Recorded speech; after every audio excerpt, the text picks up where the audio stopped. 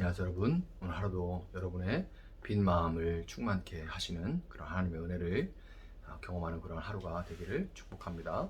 오늘 본문 룻기 1장입니다. 사사들이 치리하던 때에 그 땅에 흉년이 드니라. 유다 베들레헴의 한 사람이 그의 아내와 두 아들을 데리고 모압 지방에 가서 거류하였는데 그 사람의 이름은 엘리멜렉이요 그의 아내의 이름은 나오미요 그의 두 아들의 이름은 말론과 기륜이니 유다 베들레헴 에브라 사람들이더라. 그들이 모압 지방에 들어가서 거기 살더니 나오미의 남편 엘리멜렉이 죽고 나오미와 그의 두 아들이 남았으며 그들은 모압 여자 중에서 그들의 아내를 맞이하였는데 하나의 이름은 오르바요 하나의 이름은 루시더라. 그들이 거기에 거주한 지 10년쯤에 말론과 기론 두 사람이 다 죽고 그 여인은 두 아들과 남편의 뒤에 남았더라. 그 여인이 모압 지방에서 여호와께서 자기 백성을 돌보시사 그들에게 양식을 주셨다 함을 듣고 이에 두 며느리와 함께 일어나 모압 지방에서 돌아오려 하여 있던 곳에서 나오고 두 며느리도 그와 함께하여 유다 땅으로 돌아오려고 길을 가다가 나오미가 두 며느리에게 이르되 너희는 각기 너희 어머니의 집으로 돌아가라. 너희가 죽은 자들과 나를 선대한 것 같이 여호와께서 너희를 선대하시기를 원하며 여호와께서 너희에게 허락하사 각기 남편의 집에서 위로를 받게 하시기를 원하노라 하고 그들에게 입맞춤에 그들이 소리를 높여 울며 나오미에게 이르되 아니니이다. 우리는 어머니와 함께 어머니의 백성에게로 돌아가겠나이다 하는지라. 나오미가 이르되 내 딸들아 돌아가라. 너희가 어찌 나와 함께 가려느냐. 내 태중에 너희 남편들 아들들이 아직 있느냐. 내 딸들아 되돌아가라. 나는 늙었으니 남편을 두지 못할지라. 가령 내가 소망이 있다고 말한다든지 오늘 밤에 남편을 두어 아들들을 낳는다 하더라도 너희가 어찌 그들이 자라기를 기다리겠으며 어찌 남편 없이 지내겠다고 결심하겠느냐. 내 딸들아 그렇지 아니하니라. 여호와의 손이 나를 치셨으므로 나는 너희로 말미암아 더욱 마음이 아프도다 하매 그들이 소리를 높여 다시 울더니 오르바는 그의 시어머니에게 입맞추되 롯은 그를 부쫓았더라. 나오미가 또 이르되 보라 네 동서는 그의 백성과 그의 신들에게로 돌아가다니 너도 너의 동서를 따라 돌아가라 하니 롯이 이르되 내게 어머니를 떠나며 어머니를 따르지 말고 돌아가라. 강권하지 마옵소서. 어머니께서 가시는 곳에 나도 가고 어머니께서 머무시는 곳에서 나도 머물겠나이다. 어머니의 백성이 나의 백성이 되고 어머니의 하나님이 나의 하나님이 되시리니 어머니께서 죽으시는 곳에서 나도 죽어 거기 묻힐 것이라. 만일 내가 죽는 일 외에 어머니를 떠나면 여호와께서 내게 벌을 내리시고 더 내리시기를 원하나이다 하는지라. 나오미가 룻이 자기와 함께 가기로 굳게 결심함을 보고 그에게 말하기를 그치니라. 이에 그 두 사람이 베들레헴까지 갔더라. 베들레헴에 이를 때에 온 성읍이 그들로 말미암아 떠들며 이르기를 이가 나오미냐 하는지라. 나오미가 그들에게 이르되 나를 나오미라 부르지 말고 나를 마라라 부르라. 이는 전능자가 나를 심히 괴롭게 하셨음이니라.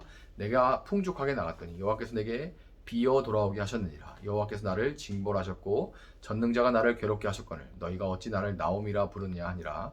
나오미가 모압 지방에서 그의 며느리 모압 여인 룻과 함께 돌아왔는데 그들이 보리 추수 시작할 때에 베들레헴에 이르렀더라. 아멘. 자, 400여 년 동안 이어진 이스라엘의 사사 시대는 암흑 시대라고 불렸던 유럽의 중세 시대와 마찬가지로 영적으로 어둡고 고통과 혼란으로 가득했던 그런 시대입니다. 오늘 새로 시작하는 룻기는 바로 이 사사들이 치리하던 시기에 일어났던 일을 기록하고 있는 거예요. 그 사사 시대에 있었던 한 가정의 이야기입니다. 비록 이제 4장으로 구성된 짧은 한 편의 이야기지만 왕이신 하나님을 마치 없는 것처럼 대하면서 자신의 소견에 따라 혼란을 거듭하던 시대에도 왕이신 하나님은 참되신 왕이신 그 하나님은 여전히 이스라엘을 다스리고 계셨다는 것을 이 짧은 이야기가 아주 효과적이고 감동적으로 전달해주고 있습니다. 제목은 룻기인데 사실 룻기의 핵심 인물은 나오미라고 할 수 있습니다. 제목은 룻기지만 나오미가 중심 인물이에요. 나오미는 기쁨, 즐거움이라는 의미로서 그는 남편 엘리멜렉과 말론과 기륜이라는 두 아들과 함께 베들레헴에 거주하고 있었습니다. 그런데 베들레헴 땅에 흉년이 찾아와요. 흉년으로 번역된 라브는 그 흉년에도 단계가 있는데 그 중에서 라브는 최악의 흉년이었다는 것을 말해주고 있는데 빵집으로 번역되는 떡집 혹은 빵집으로 번역되는 베들레헴 땅에 빵이 끊어져 버리는 그런 상태가 되었던 거죠.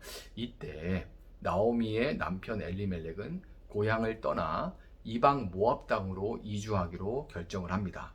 흉년이라는 극심한 흉년, 하나님의 징계죠. 흉년이라는 징계를, 이 사사시대의 상태로 인해서 하나님께서 징계를 내리신 건데, 이 흉년이라는 징계를 당했을 때 본문 21절에서 볼 수 있듯이 엘리멜렉의 가정은 아직 견딜만한, 그런, 내가 부유하게 나갔다가 그러니까 내가 아직 견딜만한 상태였음에도 불구하고 하나님 앞에 회개하고 그분의 자비를 구하거나, 또한 아직 남아있는 것으로 고통을 겪는 그들의 이웃을 위해 나누고 베풀며 함께 견뎌나가는 그런 하나님 앞에 선한 삶이 아니라 전형적으로 그냥 이 상황에 맞춰서 내 눈이 보기 좋은 선택을 내렸던 거예요. 그게 엘리멜렉입니다. 그렇게 이주한 모압 땅에서 유다 지파의 엘리멜렉은 거리낌 없이 두 아들을 이방 여인들과 혼인을 시킵니다. 그들이 아들 이삭을 가나안 여인이 아니라 하나님을 아는 사람과 결혼시키기 위해 밧단 아람에까지 종을 보냈던 아브라함의 자손이 맞는지 참 의심스러운 장면이죠. 참 민망한 장면입니다. 이처럼 하나님과 그분의 법을 가볍게 여기는 태도가 결국 사사시대, 이 젖과 꿀이 흐르는 땅에서 흉년을 경험하고 빵집에서 하나님께서 풍성히 베풀어 주시던 그 빵이 끊어져 버린 원인이라는 것을 이 시대, 또 엘리멜렉의 가정을 통해서, 그들의 행태를 통해서 보여주고 있는 거예요. 무슨 이유에서인지 모르겠는데 모압 땅, 이 이방 땅에 거주한 지 한 10여 년 만에 엘리멜렉과 두 아들이 다 죽으면서 나름 풍족했던 나오미의 삶은 하나님을 떠나 스스로 개척하려 떠났던 이방 모압 땅에서 텅텅 빈 빈털터리가 되어버리고 말았습니다. 강고한 가부장적인 사회에서 남편과 또 노후에 봉양할 두 아들을 모두 잃어버린 나오미는 사실상 그냥 사형 선고를 받은 것이나 마찬가지예요. 그냥 어느 정도 그냥 좀 잃은 정도가 아니라 그냥 사형 선고가 떨어진 거나 마찬가지인데, 이때 그녀는 베들레헴 땅에 하나님의 징계가 끝나고 다시 양식을 얻을 수 있다, 그런 소식을 듣게 되었습니다. 베들레헴 땅에 그대로 머물러 있었다면 지난 10년 또 회개하며 고통스럽다도 징계의 때를 순하게 감당했더라면 하나님은 비록 치셨지만 반드시 싸매주시고 회복시켜 주셨을 텐데, 하나님을 떠나 스스로 왕되어 사는 인생은 결코 나오미, 기쁨, 즐거움이 이 젖과 꿀을 즐길 수가 없고 결국 스디슨, 마라, 이것을 경험하는 마라 인생이 될 수밖에 없는 거예요. 모압 땅에서 베들레헴으로의 여정을 시작하려는 나오미는 두 며느리 오르바와 루세게 그들의 민족에게 돌아가서 재혼해라, 그래서 살아야지 삶을 영위해 나갈 것을 권면합니다. 두 며느리는 모두 먼 길을 가야 하는 시어머니를 걱정하고 따라가겠다, 그렇게 말하는, 참 요즘은 상상할 수 없는 그런 참 좋은 사람들이죠. 인간적으로 참 좋은 사람들이에요.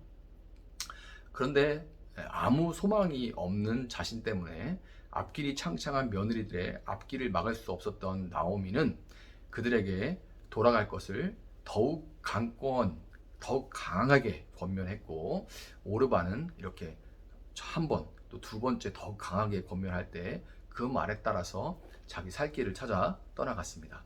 성경은 오르바의 결정에 대해서 전혀 판단하거나 책망하지 않습니다. 아무런 판단을 하지 않아요. 그냥 갔다고 그래요. 왜냐하면 누구라도 고개를 끄덕일 만큼 너무나도 당연한 선택이기 때문에 그렇죠. 오르바의 선택은 너무나도 당연한 거예요. 그리고 심지어 잘했어요. 왜냐하면 일단 그렇게 남편이 죽자마자 바로 아무것도 없는 시어머니를 떠난 게 아니잖아요. 그동안 10년 가까이 봉양을 했고, 그리고 지금도 베델로 가려고 하니까 한번 이렇게 어머니를 따라가겠습니다, 이렇게 마음을 담아서 이야기를 하잖아요. 좀 좋은 사람입니다. 그리고 그래서 두 번째 권면할 때 돌아간 것도 당연한 선택이에요. 당연한 선택. 그런데 오르바와 달리 룻은 일상적으로 납득할 만한 선을 뛰어넘어 시모인 나오미에게 선을 베풀어 줍니다. 적당히 그냥 좋은 사람 정도가 아니라 그 선을 뛰어넘어 시어머니에게 그 선을 베풀어 주죠. 이방인인 그녀가 여호와 하나님을 온전히 알고 고향을 떠나서 시모를 쫓았다고 해석하는 것은 무리가 있고요. 아무것도 남지 않은 고령의 시모가 누구의 도움도 받을 수 없는 상태에서 홀로 먼 길을 떠나야 하는 것을 그녀는 그냥 두고 볼 수가 없었던 겁니다. 그러니까 좋은 사람의 범주를 넘어선 거죠. 이건 난 볼 수 없어. 내가 해를 당하고 내가 어떤 나에게 큰 손해가 온다 하더라도 나는 이것은 옳지 않다고 생각해서 그거 선을 넘어가서 선을 베푼 겁니다. 시어머니를 따라 그녀의 고향으로 돌아가기로 한 이상 룻은 나오미와 그녀의 하나님에게 앞날 이 미래를, 불확실한 미래를, 두려운 미래를 맡기기로 결단하고 알 수 없는 길을 떠났는데요. 비록 하나님에 대한 지식은 크다고 할 수 없지만 룻의 믿음은 곤란에 빠진 사람을 향한 안타까운 마음과 함께 알 수 없는 미래를 맡기고 길을 떠나기로 결단하는 살아있는 믿음이었다고 할 수가 있는 겁니다. 룻의 믿음과 자기 목숨을 건 사랑으로 인해 두 여인은 무사히 베들레헴으로 돌아올 수 있었고, 성경은 그들이 베들레헴 땅에 돌아왔을 때가 보리 추수를 시작하는 맥추절 무렵이었다고 기록함으로써 하나님께서 텅 비어서 돌아온 나오미의 삶을 회복하시고 채워주실 거라는 것을 암시하고 있습니다. 여러분, 나오미의 가정은 흉년을 만났을 때 하나님께 돌이키고 이웃을 돌아보는 그런 믿는 자의 삶을 살지 않고 하나님이 맡기신 땅을 떠나 자기 눈에 보기 좋은 대로 이방을 향해 나갔다가 텅 비어서 돌아오고 말았지만, 아이러니하게도 하나님은 이방 여인 룻이 베푼 보통을, 일반적인 것을 뛰어넘는 사랑을 통해서 나오미를 채워가심으로써, 텅 빈 나오미를 채워가심으로써 오늘 사사기와 같은 시대를 살아가는 우리에게 필요한 것이 무엇인지 말씀하고 계십니다. 사람들이 자기 눈에 보기 좋은 대로 살아가면서 갈수록 재정적으로, 정신적으로, 관계적으로 흉년을 겪고 있는 이때에 하나님 맡기신 땅에서 하나님을 바라보며 룻과 같이 선을 뛰어넘는, 담장을 뛰어넘는 인애, 그 사랑과 자비를 베풀므로써 이 흉년의 때에도 하나님은 여전히 일하고 계시고 당신의 사람들을 찾고 구하고 회복하고 계신다는 것을 증명하는 그런 삶을 살아가시는 여러분들이 될 수 있기를 예수님의 이름으로 축복합니다. 잠시 기도하겠습니다. 사랑하시는 하나님, 감사합니다. 이렇게 새로운 책 룻기를 시작합니다. 사사의 시대, 그 암혹한 어둡고 엄혹한 시절에도 하나님은 여전히 살아계시고 하나님 백성들을 통해서 회복을 이루어 가시고 구원을 이루어 가셨다는 것을 우리가 보게 됩니다. 하나님께서 텅 빈 삶, 하나님을 떠나 텅 빈 삶을 다시 채워 가시는 그 삶은 누군가의